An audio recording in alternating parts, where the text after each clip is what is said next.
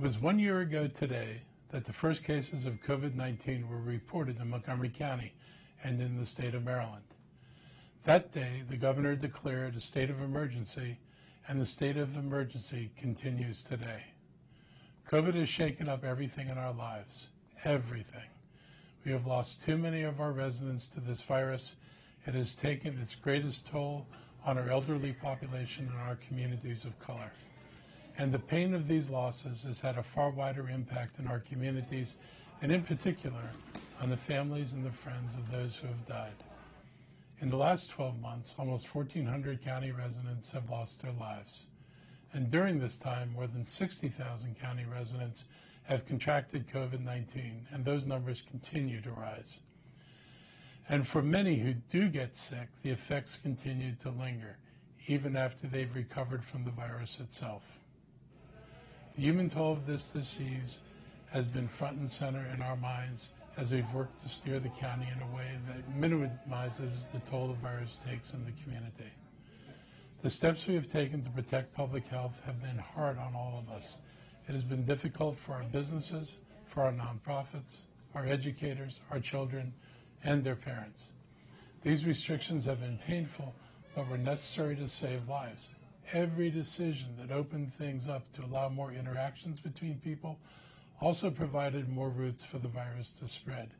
And minimizing that spread and its deadly consequences has been our goal. Overall, our case counts are relatively low compared to other areas around the region and country. Some people say to me that we should open things back up because our numbers have come a long way down from the peak of the last wave. And I try to remind them that those numbers are low because we implemented the necessary restrictions, and they're low because of our residents who have been willing to follow the guidelines even as their lives have been severely disrupted. We are fortunate in Montgomery County that our residents understand that the measures we take are central to saving lives. Throughout this pandemic, you, our residents, have been reasonable, understanding, and engaged. Even when you have not agreed with some of the tough decisions that have been made, you have done your best to follow the guidelines and keep our communities safe. At the same time, we've tried to help our many businesses, both for-profit and nonprofit, who are struggling to keep their doors open. Because they are essential for our economy and our quality of life, we continue to partner with the County Council to provide financial support. To date, we've provided multiple relief programs to assist our restaurants, retail shops, service providers, and arts organizations to help them through these difficult times. Over the past year, we have provided more than $70 million in relief. We've also created business curbside pickup zones, streeteries, and modified our alcohol sales policy.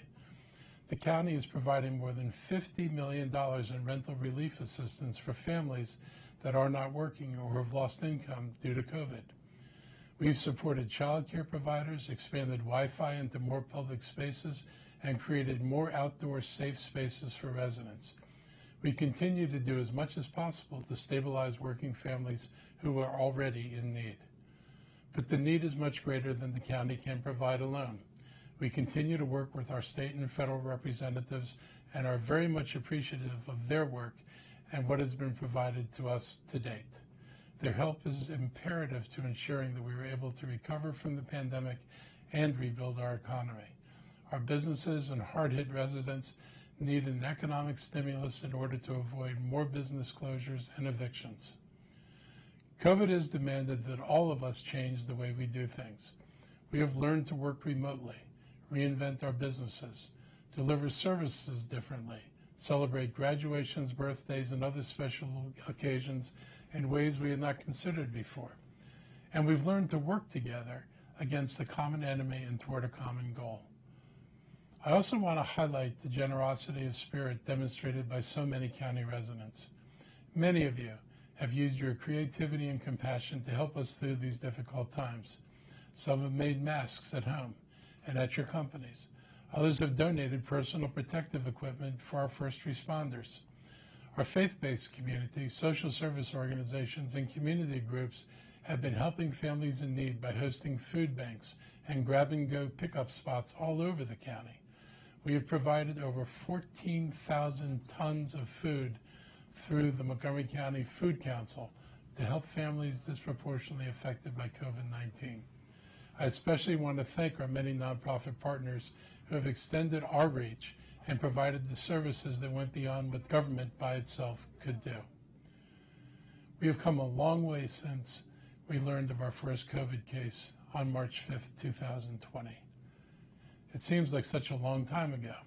I remember in early May when we were wondering if we'd be ready to celebrate the 4th of July. It's astonishing to think back on how little we knew at this time. How did the virus travel? Who was at risk? Should we wear masks? How do we test for it? Somehow we adapted to a world with the virus in it, and we now know there are vaccines as a shining light at the end of this very long tunnel. I'm painfully aware of the vaccine distribution and how it's caused such anxiety. The state hurried to quickly tell people they could get vaccinated when there was far too little supply to meet the people's expectations. As vaccines rolled out, the county was getting a total of 15,000 doses a week, only 4,500 for our own health department, for over 300,000 people who were told they could get vaccinated. The state numbers are similar. 2 million residents waiting for the state to distribute its weekly allotment of less than 100,000 doses.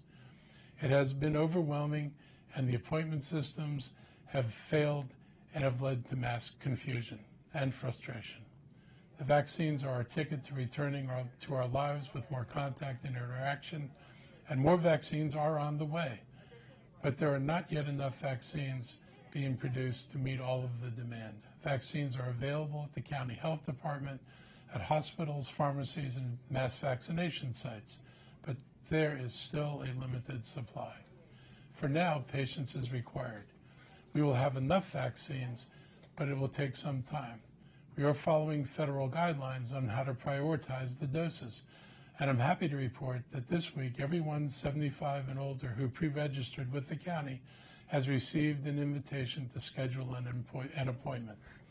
We've also set up phone numbers to help people with limited access to the internet, and we have prioritized outreach to the communities of color that have been so hard hit by this virus. Despite COVID-19 upending our lives in ways we could never have imagined, I was determined that we would remain focused on the broader work that we knew we needed to get done. Every challenge that we faced before COVID was going to be with us after COVID. They did not go away. They did not diminish in importance, and they would and will be there when COVID is done. There is no doubt that COVID impacted what we could do, but we continue to plan for a post-COVID world where we could redirect our energies to the long-term progress we seek to make. When I gave this address last year, I talked about the things that my administration would be addressing to make the county a better place to live. I talked about our capital budget, our economic development efforts, and our work to address affordable housing and climate change. I also talked about work we have done to increase access to early care, launching a bus rapid transit system, and how we were creating a more innovative government to serve you better. We started 2020 with plans to move our county forward and to make it a more equitable place for the people who live and work here. So I want to take a moment to tell you a little about what we've been able to do and what we're working on in addition to all our efforts to address this pandemic. Before I do, I want to be sure to recognize and thank the members of the County Council for all of their important work. I also want to thank our dedicated county employees who have learned how to work differently, and I especially want to thank our employees out on the front lines from the beginning who have been putting themselves at risk throughout this pandemic. We know that in our post-COVID world, transportation will be central to making our county a great place to live and work. And transit is a key to that success. In the midst of the pandemic, we launched the Flash BRT on Route 29, which is an important step forward for the East County. Now we are moving forward with plans for BRT along Veers Mill Road and Route 355. In the years ahead, we'll continue to focus on improving accessibility and reliability of our transit services, using equity as a key to decision-making factor, because access to quick and reliable transit is a key to ensuring that all communities thrive. And as part of our work to fight climate change, we are moving the county toward an electric vehicle future, from cars to buses, and as we transition our fleets to clean energy. We're also making use of electric vehicles more convenient through increased access to charging stations. We continue to advance our Vision Zero program aimed at increasing pedestrian safety, reducing obstacles for people with disabilities, and slowing traffic in particular where pedestrian activity is greatest. Our library system responded to the pandemic with great agility. A year ago, the Montgomery County Public Libraries had never conducted a virtual program. 1 week after the libraries were required to shut their doors last March, they had their first online story time, and they've not looked back. The programs include morning and evening story times, book discussions, language practice, job and workforce counseling, wellness classes, and much more. And last month, we announced the elimination of late fees for overdue items, joining hundreds of library systems nationwide in eliminating fees that serve as barriers to library use and disproportionately affect individuals and families who are facing economic challenges. Our community engagement group succeeded at the challenge of conducting a census count amidst the pandemic. We recognized that there was significant overlap between communities most directly impacted by COVID and target census communities, so we linked COVID resources and information to census outreach. As election time approached, we also tied in voting information.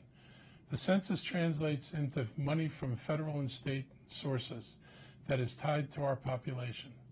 We needed to get it right. All of the hard work paid off. Montgomery County finished with a self-response rate of 78%, which is 2% above our rate in 2010 when there was no pandemic. And since we are the most populous jurisdiction in Maryland, we were key to the state finishing at number 9 in the nation. We knew we could not shut down government during the pandemic. Thanks to the Department of Technology Services, most of the county's 10,000 employees are working remotely. DTS has also helped us respond to the sharply increased demand from residents for information services, not only on COVID-19 itself, but also on income, food, and rental support. And we are working to address the 2 primary digital equity issues in the county: the accessibility of a robust internet service in the agricultural reserve and reliable, affordable service to low-income and special needs residents in our urban and suburban areas. Main Street Connect is a recent example of this important partnership, providing free internet access to the 70 units that are housing low-income families and adults with disabilities. We continue to work to make Montgomery County a great place for our residents and a place where businesses want to come and stay. Because we thrive when our businesses thrive, we have welcomed new companies into Montgomery County and supported the expansion of others. Over the last year, our Department of Permitting Services has worked with our technology services staff to make significant changes to our permitting requirements by implementing an innovative, clear, efficient, cloud-based permitting and licensing system for residents, businesses, and our community partners. We're also using our county's purchasing power to help our businesses succeed by implementing a procurement preference for local companies and by improving transparency so the companies better understand the deliverables and our timelines. If it weren't for COVID, climate change would have been the headline natural disaster of the year and the decade and the century. This was and is an existential threat to our lives. It was before the pandemic, and that has not changed. So our work has continued. We evaluated the recommendations of the amazing Climate Change Working Group, and in December 2020, we released our draft Climate Action Plan. This plan provides a roadmap for reducing greenhouse gas emissions and the climate-related risks for our residents, businesses, and the built and natural environments. We are already feeling the impacts of climate change in our county: hotter summers, increased flooding, and more extreme storms, also often disproportionately affecting the most vulnerable communities. In just one example, it's become painfully clear that our stormwater systems cannot handle the storms that we are seeing now. The Climate Change Action Plan identifies 87 action items that will help us meet our goals of reducing emissions by 80% by 2027 and 100% by 2035.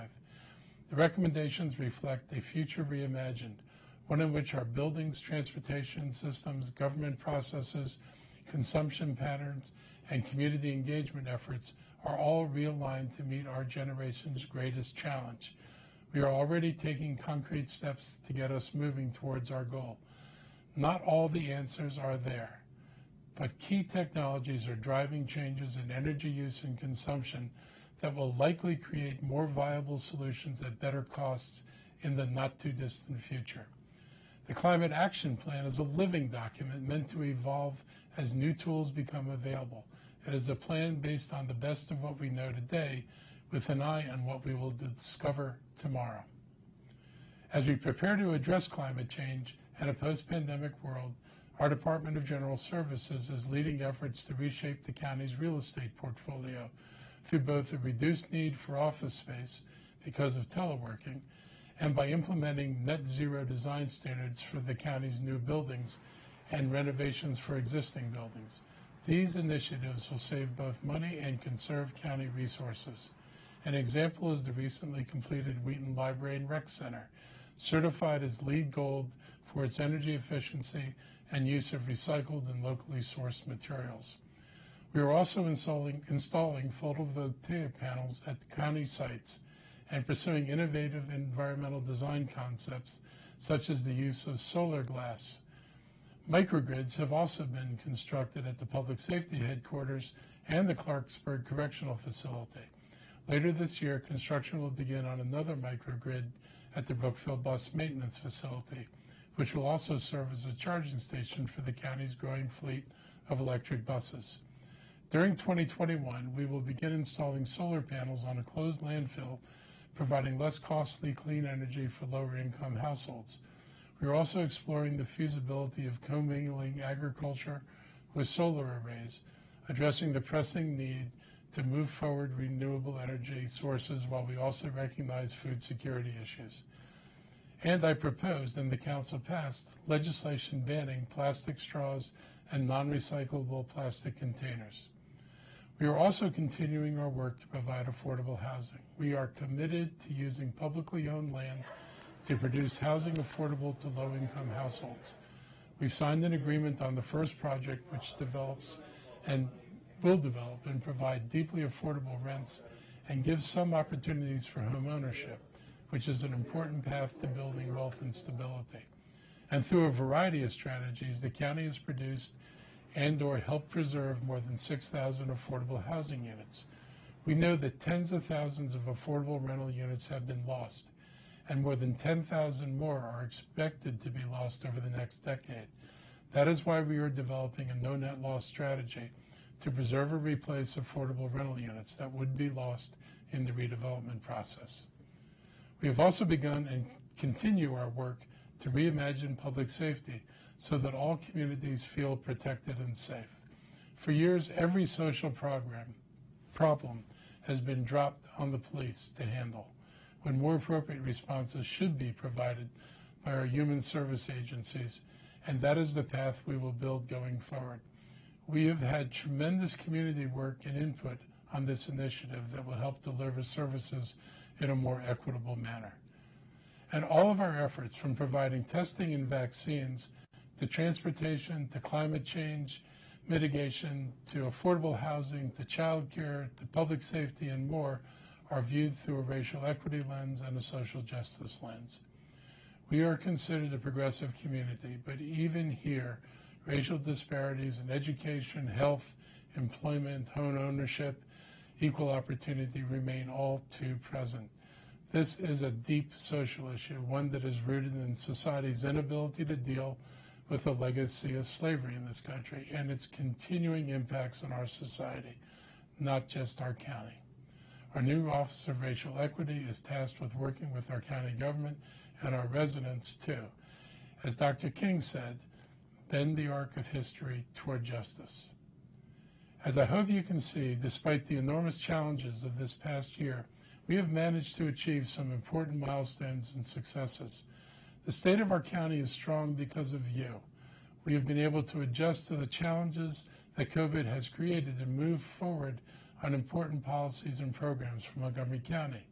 And I remain hopeful that better days are ahead, but we must be patient and vigilant and continue with the guidelines.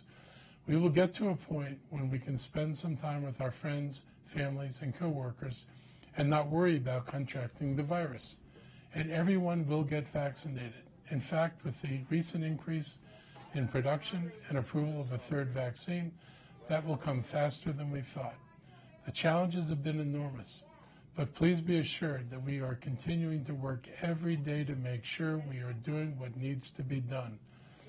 As I've run errands and attended a few outdoor meetings or events, some of you who have recognized me even with my mask on, I've appreciated the conversations.